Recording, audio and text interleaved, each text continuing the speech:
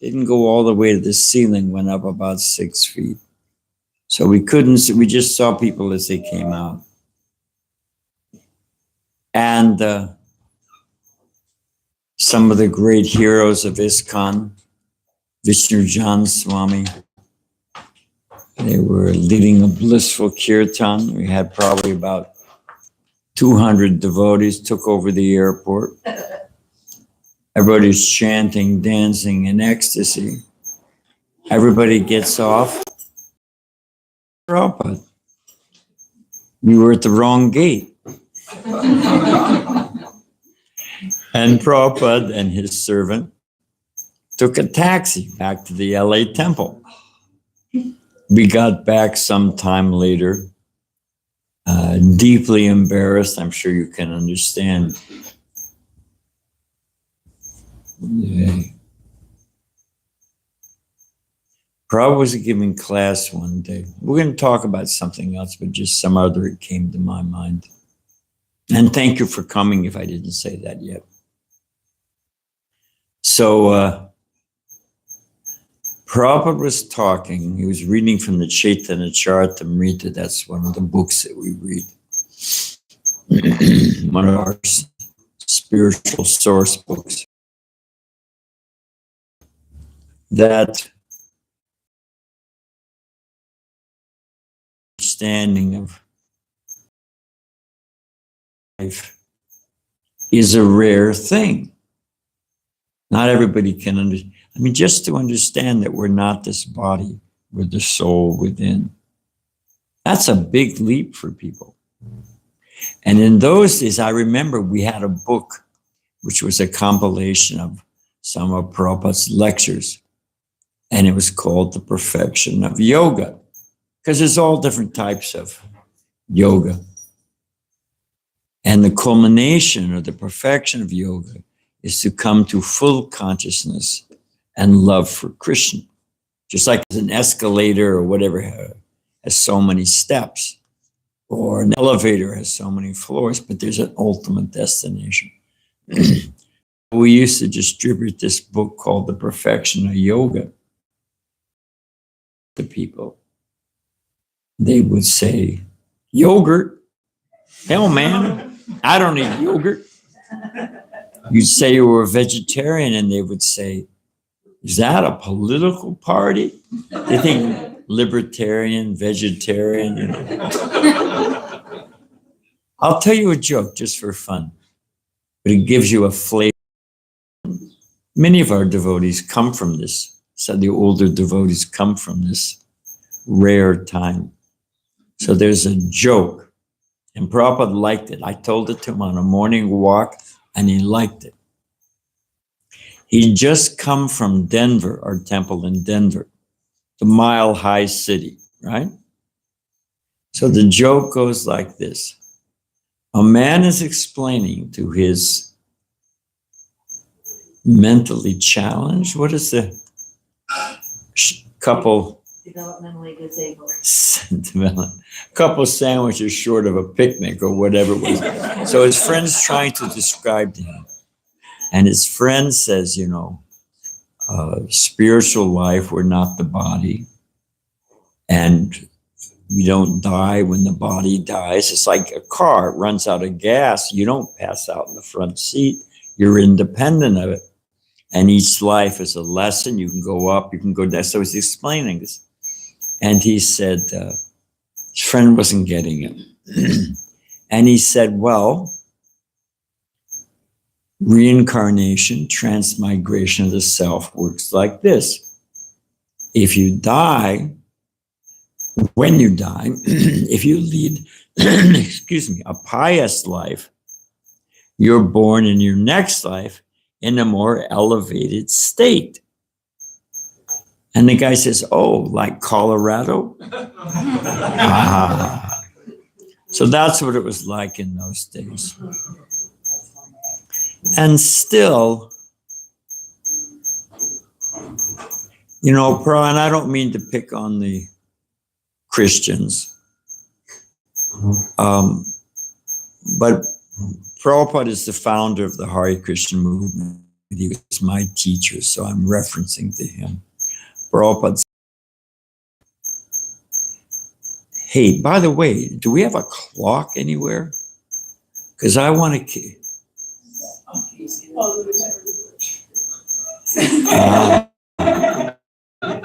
7:16, is that right? All righty. And how long do we go? About 8 or the last 8. Oh, that long. Well, we'll take some questions. We'll talk a little more and we'll take some questions. I guess I'll get down to the heart of the matter. Do we have a copy of Bhagavad Gita here? You would think that we would. You got it? All righty. Now, the next question is, do I have my glasses? I would. That's very kind of you. You're a thoughtful person. You don't charge for it, do you? No. No rent? Give me a merciful.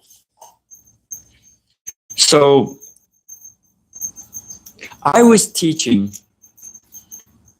a devotee how to drive. Ramapati. It's a nice devotee from India. By the way, he told me,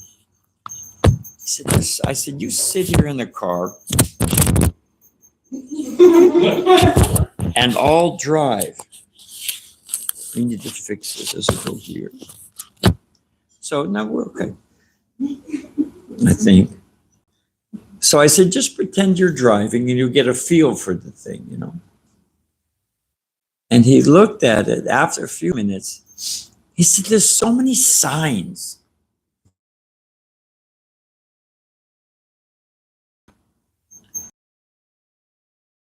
Signs are your friends, like the one that says not enter, the one that says wrong way, you know, danger, railway crossing.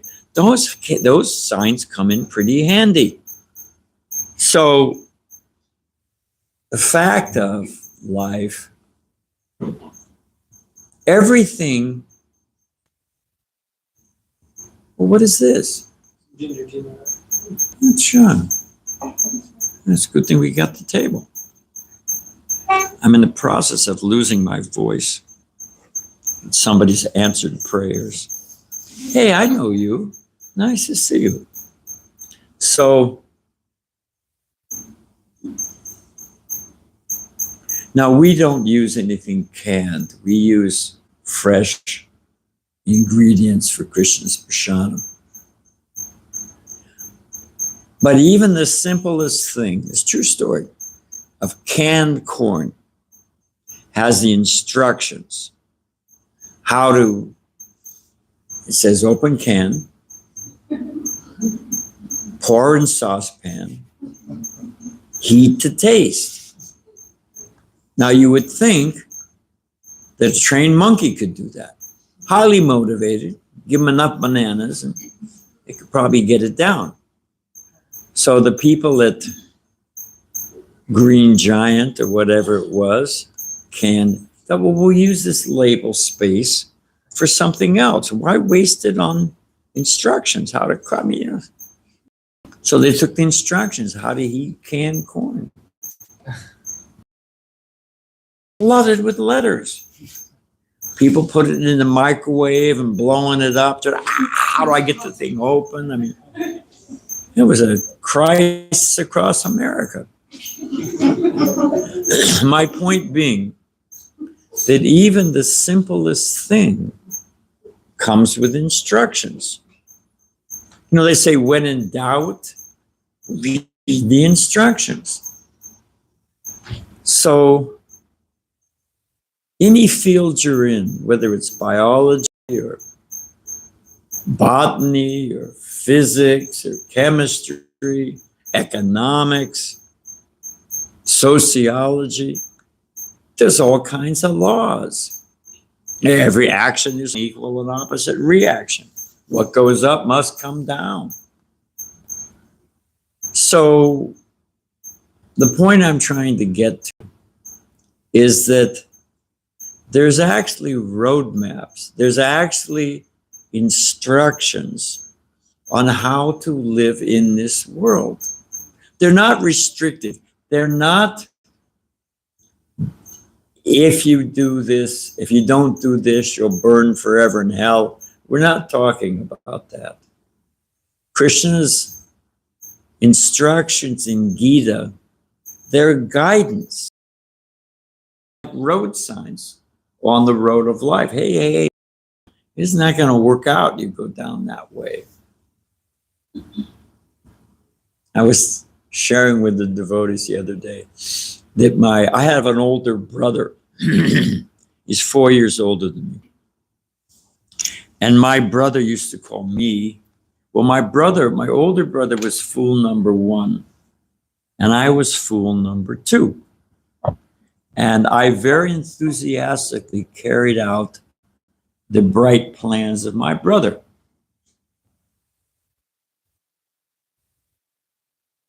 Thank you.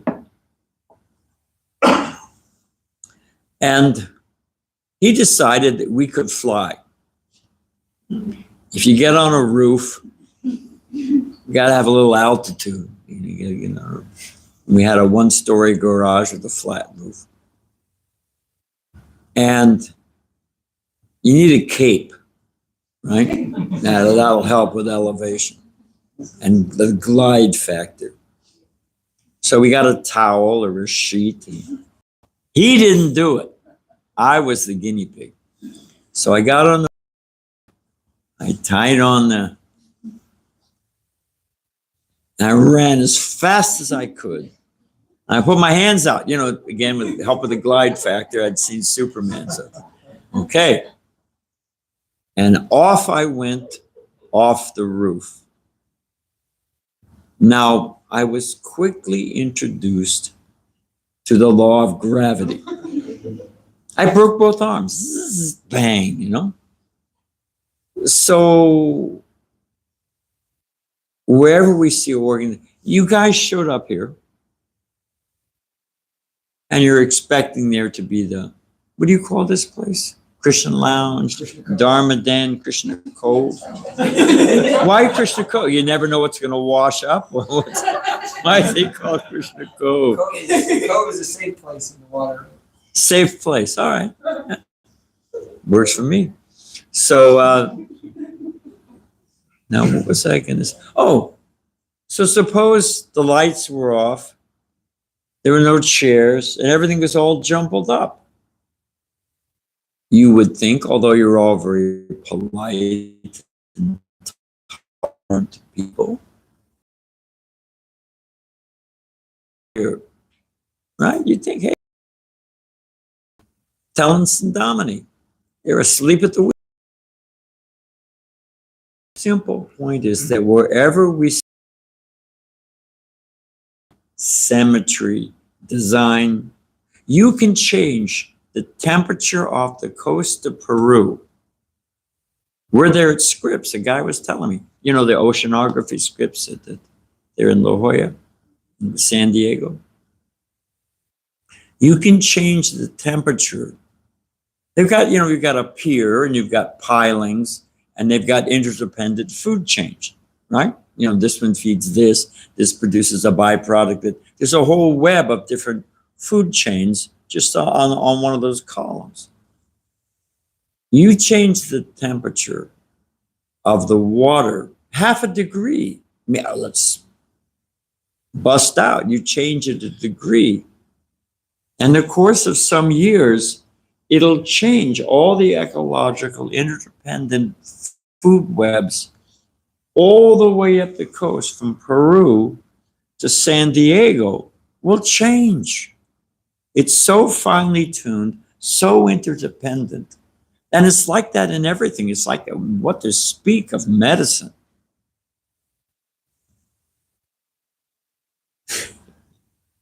This is off the track, but tax dollars at work.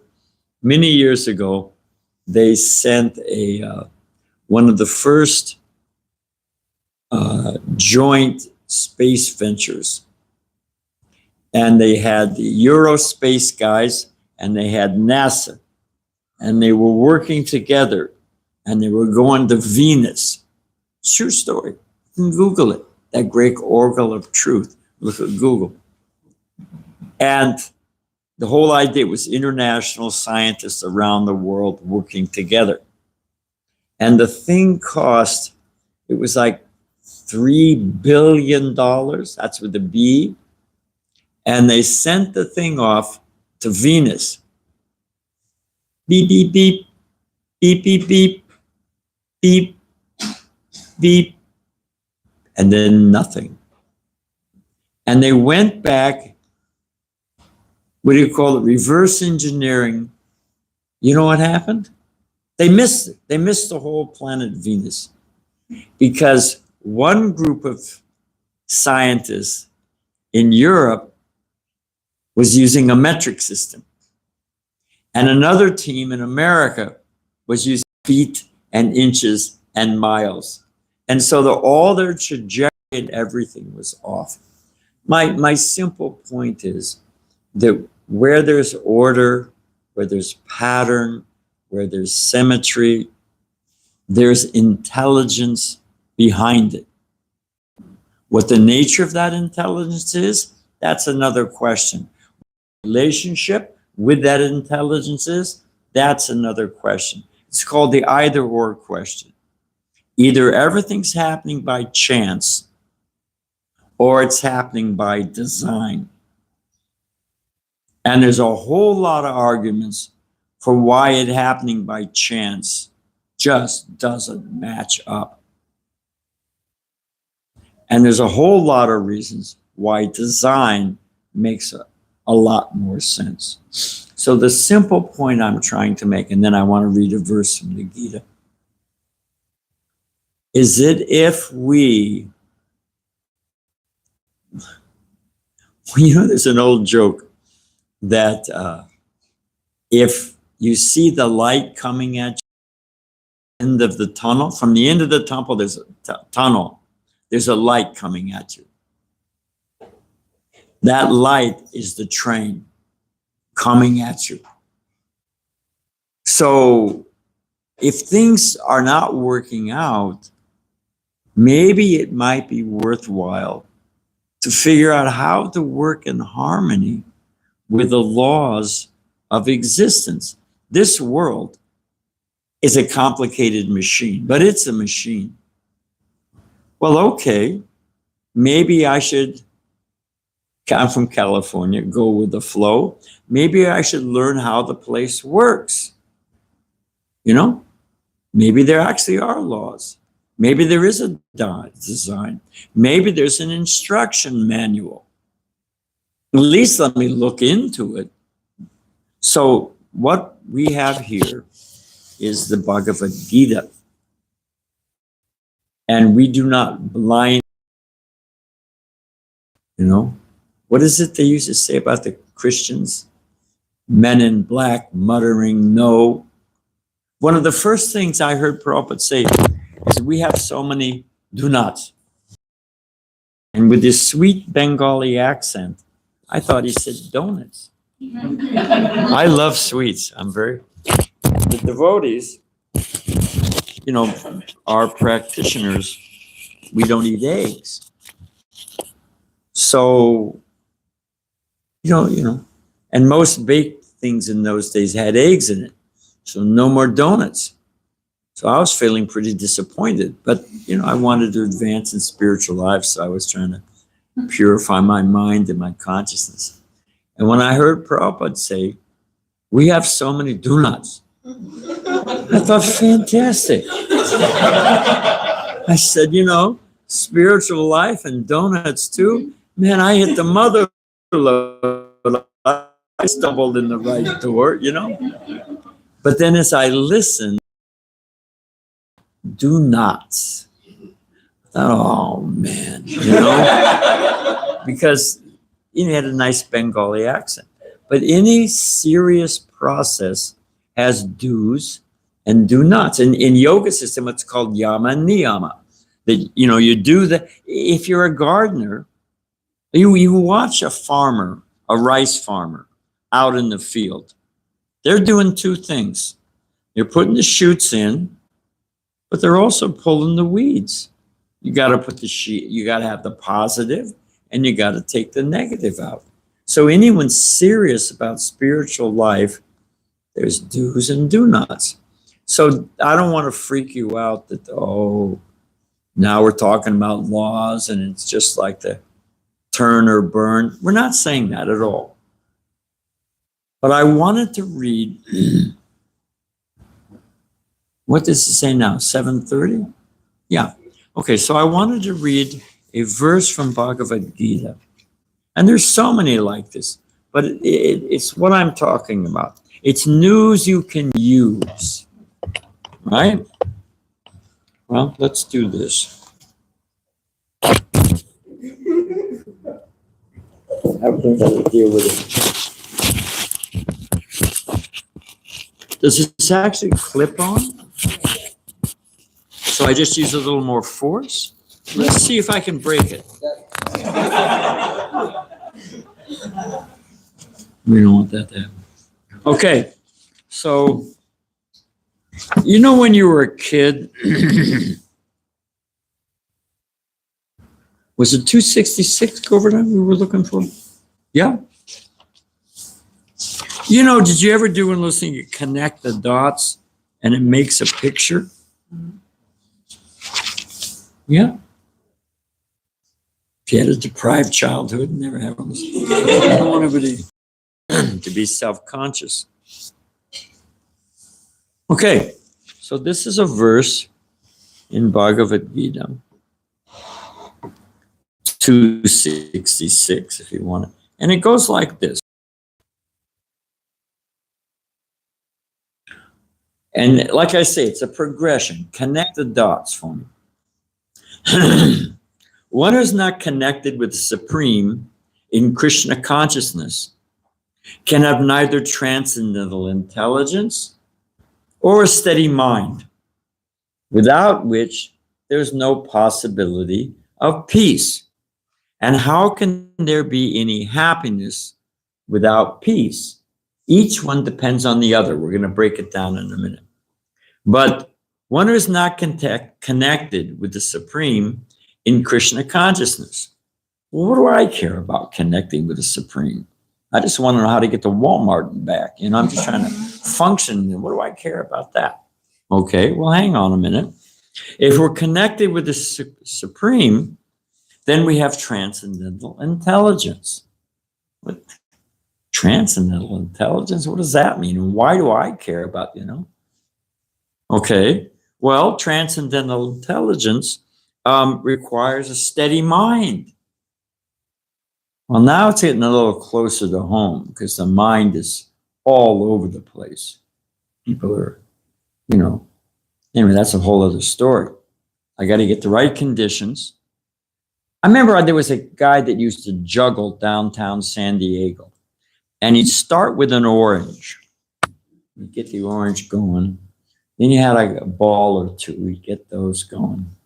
Then he had a grapefruit, he'd get that. And after a while, he had a dish, you know, he had like 5 or 6 things. And then he was focused. That guy, you know, wasn't.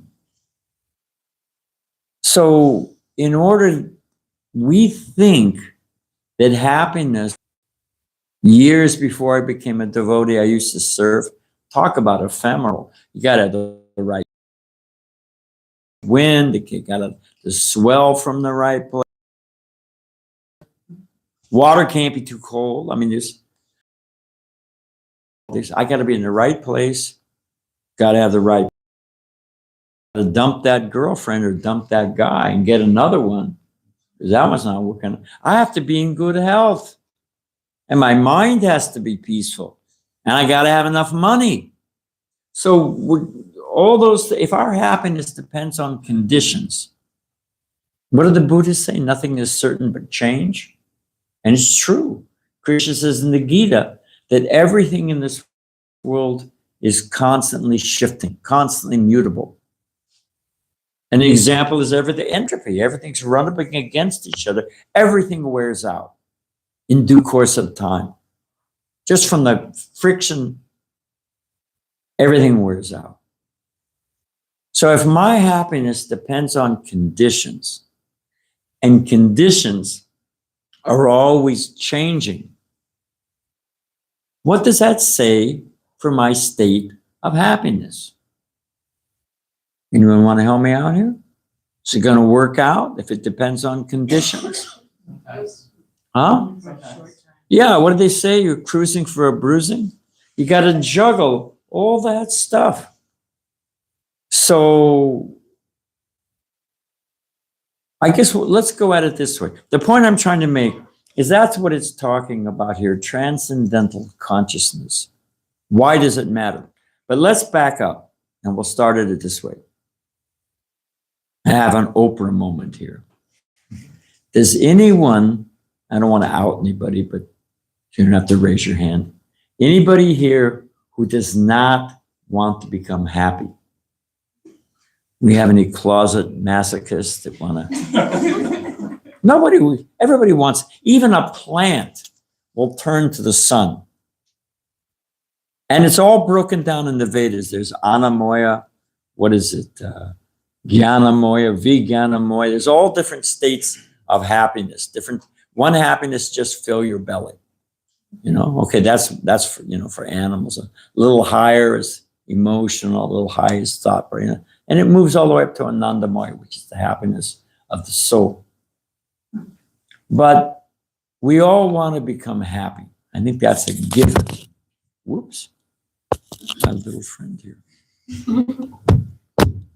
All right, so we all want to become happy. That's a general state, right?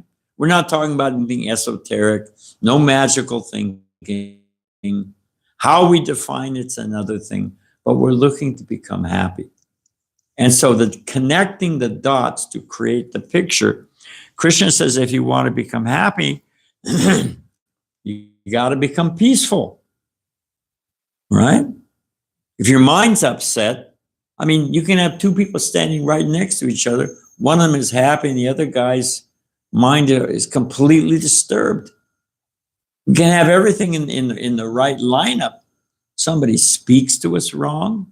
I mean, road rage. We have a guy who comes to our temple in San Diego, and he oversees a certain section of the freeway, Caltrans, California Transportation. You know, they have what they call chuckers. You ever heard of a chucker with a CH? Chucker. They're people who become so upset. They're driving in the car, they're shooting along 70 miles an hour. Stock market crashes, girlfriend dumps them. Trump wins, Trump loses, whatever it is. And they're so upset, they throw their phone out of their car. Yeah. This guy says for one section, when you go, it's the 405 down. They get 4 or 5 phones a day. 4 or 5 phones a day, and that's just a section. People are so up. They call, hey, did you find iPhone near the exit for such an, you know? So, I mean, your mind is agitated. There's no question of happiness. So Krishna's saying here, hey, you want to be happy? Everybody wants to be happy. Okay, then the first step is you have to make your mind peaceful. So what is the next logical question? I want to become happy. I got to have my mind peaceful. What's the next logical question? Connect the dots. And we'll still be friends. You get the wrong answer.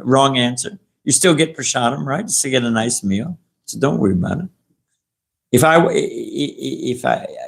What do I need? If I want to become happy, I got to have a peaceful mind. Got to be peaceful. Okay, then the next question is, how do I get a peaceful mind? Krishna says here that you have to control your senses. If your senses are all over the place, because the senses are pulling us.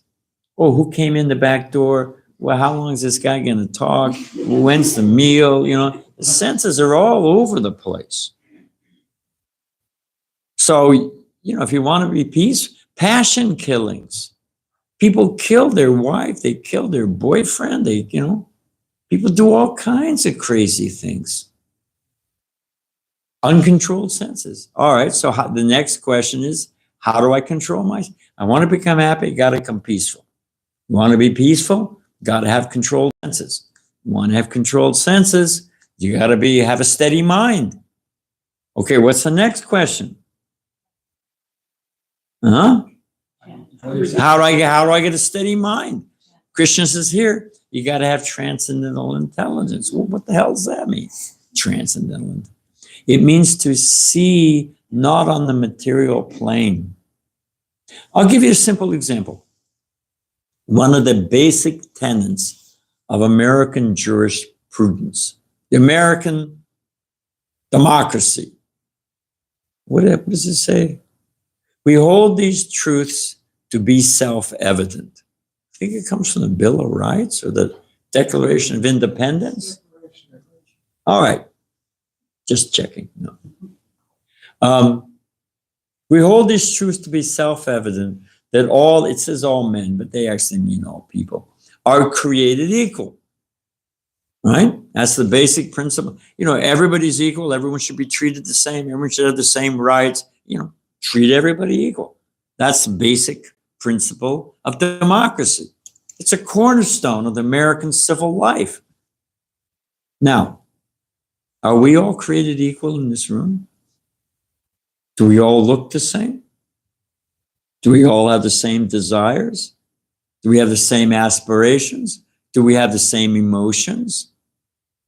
Rather, if we're treated the same, we don't like it. Hey, I'm not a number. I'm an individual. Don't treat, So the fact of the matter is that we're all, each of us, individuals and quite attached to it and proud of it, and rightly so. So how does it stitch together that we're all created equal? Anybody know? We're all part and parcel of Krishna. Well, you jumped ahead. No, it's a good answer. What makes a family? They have a common parent. Makes a family. So if we accept that this is transcendental intelligence. If we understand, and there's elements of it, I just want to touch on it. If we understand that I'm not this body, I'm an old man. I'm beat up. I am nicked and scraped by time. But I used to be young and energetic. What happened? And it happened fast. I'll tell you something. Let me take Gramps here a little advice. You have no idea how fast time goes.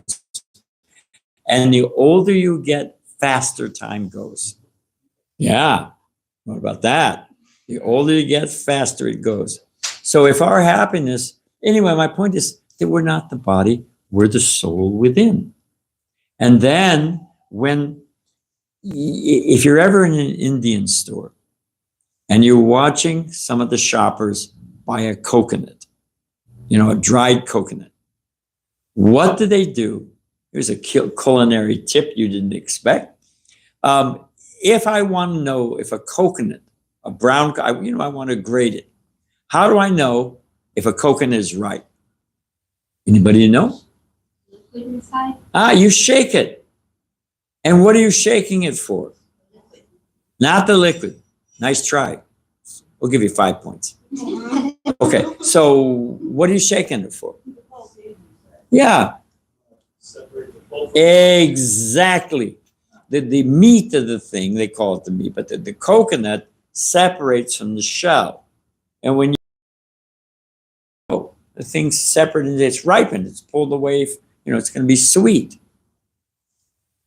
Similarly, we're not this body. We're the soul within. We're not this mind. We're not this passion. We're not this anger or lust or greed or envy. I want to say something about loneliness in a second. We're completely separate from this body. We're not old. We're not young. We're not black. We're not white. We're not male. We're not female. We've been all of those things. Been there, done that. Life after life. So transcendental intelligence means to understand that. Wait a minute. It doesn't mean we don't take care of the body. It doesn't mean we don't, things. But we understand that transcendental intelligence means to see the world like this. My teacher, we're going to wind up in a minute. My teacher, Srila Prabhupada, the founder of the Hare Krishna movement. One time we were sitting in his room and he said, "You think you're sitting on the floor, right? I mean, you're pretty sure of it, I think, with the help of gravity. Prabhupada, you think you're sitting on the floor? I'm sitting in the hand of Krishna." Another time I was in Prabhupada's room, and it was a cold day for Southern California. Maybe it was in the 50s.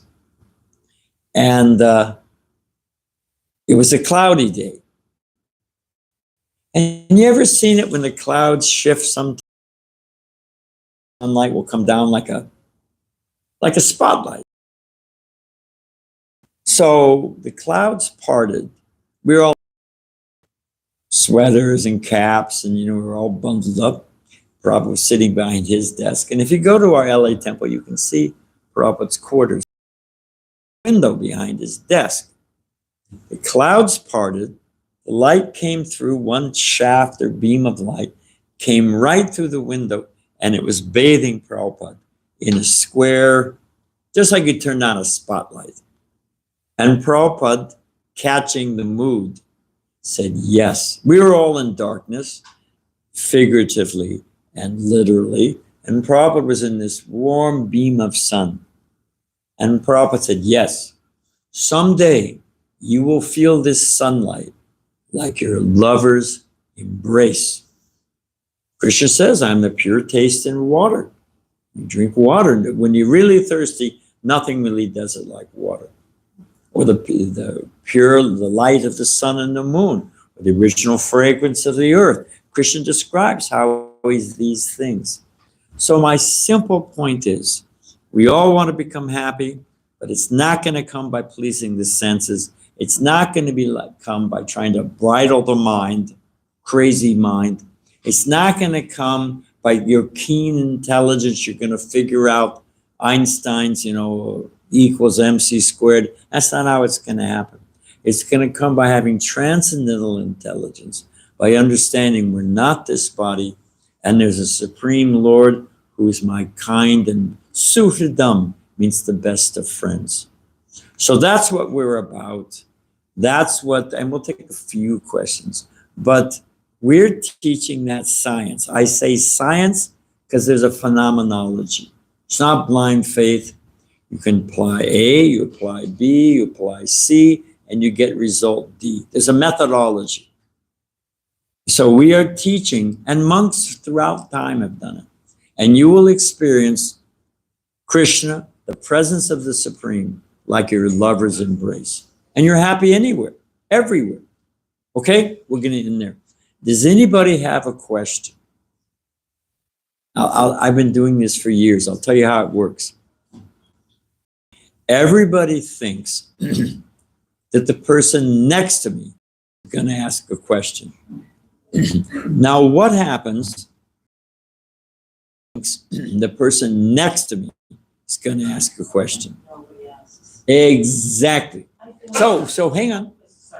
We need one brave soul, and it looks like you're ready to go. We need a brave soul. And everybody thinks, well, hang on a minute, I got a question too. It breaks the ice. But I want him to go first. Yeah. So we're not this and you body. can challenge me, I don't mind. We're not this body, we're a spirit soul. Yes. If you were having this conversation with a group of very religious Muslims, Yeah. or very religious Christians, let's say, Yeah. what would their response be to you? Oh, they would agree. It depends. Here's the thing, that there are, like I said, and I think it's two men read the Bible day and night. One reads black, but the other reads white. So you've got religious fanatics. You've got fanatics everywhere. They say, God, give us this daily bread. That's not really love of God. It's love of bread. You've got, a Hindi translation, Om Jaya Jagadish Hari, give me a new car and a house by the sea. So, you have materialistic and you have fanatics in every religious tradition. We have our fair share as well. But amongst those, I'll give an example. Many years ago, I was married, I had 2 kids, and whatever, I put my kids through college, I had a job. And I was in Qatar, which is a little spit off of Saudi Arabia. Heavy, and this is 1980, heavy Muslim country. And, we had to be a little careful what we said. I never had to set the alarm clock because the mosque went off right next to us. It was great. Woke me up early in the morning. So there was a shopkeeper. And, because we were cooking for ourselves. And, we became friends. We were there for about 3-4 weeks.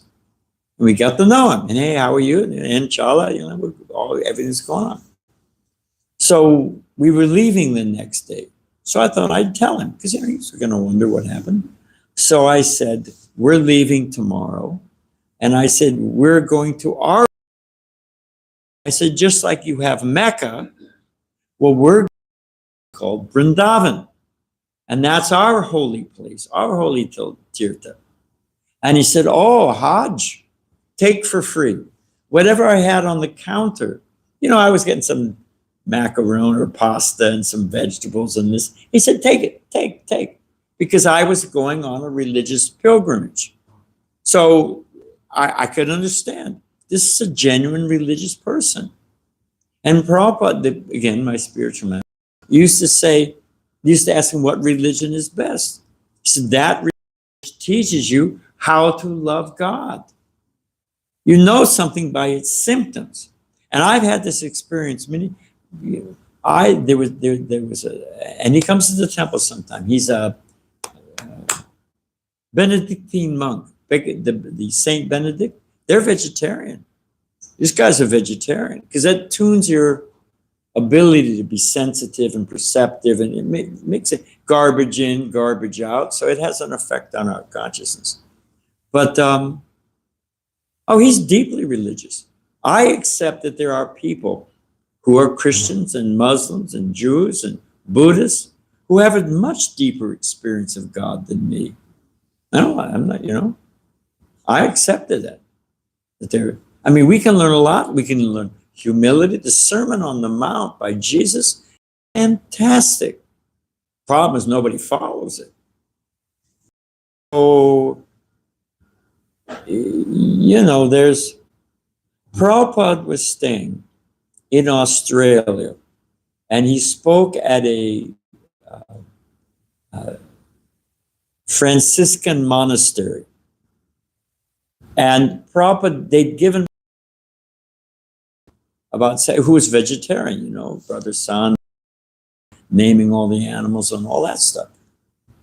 And so they asked Prabhupada, what do you think of St. Francis? And Prabhupada said, oh, he's a wonderful man. Then Prabhupada said, most wonderful. So we do say that like I have a pocket dictionary and I have the Webster's, the Oxford Unabridged. They'll both have words in them, but there's deeper, fuller, richer understandings. So there's different,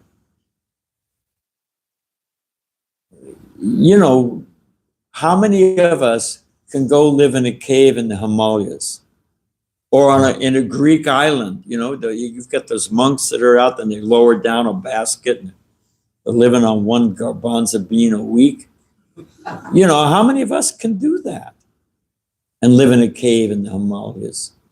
But we can all chant Hare Krishna. We can all follow a few simple guidelines, and it has great potency. So obviously we're advocates of chanting the Hare Krishna, the holy name of God. We believe that the Bhagavad Gita will give you the fastest, fullest understanding. Yeah. But if somebody comes to those conclusions by reading the Bible or the Quran or the Old Testament, more power to them. You judge a thing by the result. Gee, what's the character of the person? So Zen is your question? Yes, thank you. Okay. We'll take one more question and then we'll end. Do I need to ask, are they ready with the meal, or are they, everybody knows what's up? We did a little different tonight, so just everybody knows. Rather than us bringing a plate, we have a serving station outside. We'll all serve you. You can line up, and we'll serve you after the class. Are they ready? Yeah, whenever you're ready, Martha. Just one more question. Oh, sorry. Yeah, no, I know I cut you off. I just had a quick question. I wanted to ask, when you were younger. The answer is no. Did That's good. you ever have any doubts about becoming a devotee? Yeah, And of course. what happened when you had that realization, like, I'm in it? Hey, it wasn't a one-time event. You know, we all have dark nights of the soul. Because Prabhupada says in Bhagavad Gita that doubt is the next door neighbor of the intelligence. To not doubt means to blindly follow. That's what lemmings do. They march off the cliff and, like me with my fool number one, fool number two, think they can fly, you know? So, you know, why? What's happening when we exercise afterwards? What's happened there?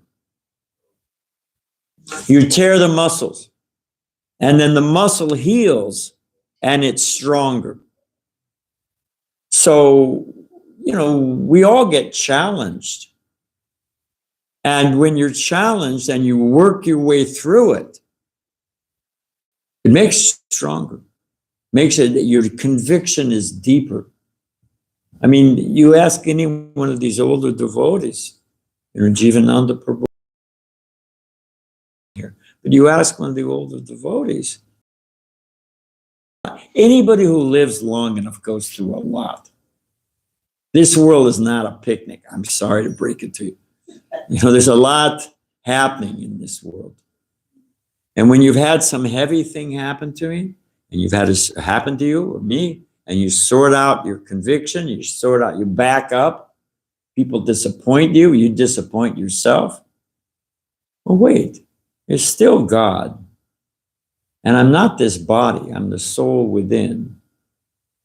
And it sure looks like karma's going on. So, you know, you piece it back together and you have a clearer, better picture. So we're not, but when you get a good answer, you have to accept it. So, and we have help. And I'll end with this because I don't want to hang you up. And I can answer your question later on, but I don't want to make people wait. We have what we call Guru, Sadhu, and Shastra. And I don't want to, you know, whatever. You graph a quadratic equation. Okay, fine. You get 2 points, you draw a line. If the third point falls on it, you got it. So we judge things. We don't just, well, I think. I was in Prabhupada's room one time, and a man kept saying, well, as far as I know, Swami. Well, as far as I know, Swami. Well, as far as I know, Swami. After the third or fourth time, Prabhupada said, that's my point. How far do you know? You can't even tell what's going on the other side of this wall. You know? I can't remember what I had. Well, I don't remember my previous life. Can you remember what you had for lunch a month ago? I mean, I don't remember. What kind of argument is that? So if we line things up, you need a spiritual master. You want to learn to cook, you need somebody who's good at it. You want apprenticeship, you want to be a, what do they call it? Yeah, study under a carpenter, you know, apprentice. Everybody does. You want to learn how to do something, you find someone who's expert and you learn how. That's not subjugating your intelligence. That's using your intelligence. Find somebody who's good at it and ask them how and watch how they do it. So we need a spiritual master. We need, this thing is, it's a real challenge here. I'll hold it. I'll hold both of them. Jeez. Anyway, we're going to wrap up anyway. So the thing is that you need a spiritual master. We need a teacher, you know? And then, I mean, Prabhupada's classic example, if you want to mail a letter, do you just look for a mailbox? Look for a post office. It's not in the mailing, it's in the seeking. Well, not if you're serious about mailing your letter. You ask somebody, hey, where's the post office? Two like that, there it is. Simple. So you need a teacher. You need a spiritual master. That's a guru. You need sadhus. You need to hear from people that are progressing on the spiritual path. You want to run a race? Train with somebody faster than you. That will pull out the best in you. You need sadhus. You need to, you know, what you are, what you associate with.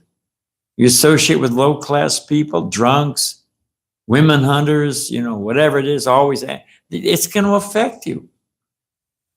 So you need guru, you need sadhu, and you need shastra. Like I said, law. You need law books.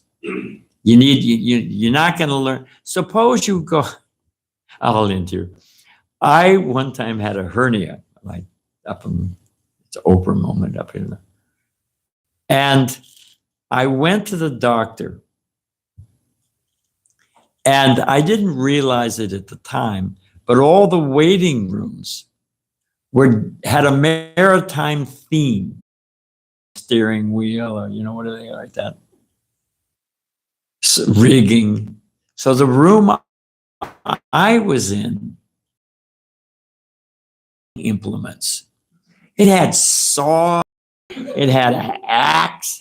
I thought, oh, mother of God. I said, hang on a minute, mate. You know, where'd you go to school? No, so he explained things. Anyway, it's another story. But, you know, where'd you go to school? What are the you know, what books are you using? So we're not blindly growing out there hoping to find the truth. And we're not in some romanticism. I'll find it when, you know, we have a guru, we have shastra, we have sadhu, and when it all lines up and they all say the same thing, and then you try it, and lo and behold, it works. So we can end there. Thank you for sitting so patiently. Please chant Hare Krishna, read our books, become happy, and we'll see you later. Thanks. Thanks a lot. Tomorrow morning at 8 a.m. If you were fortunate enough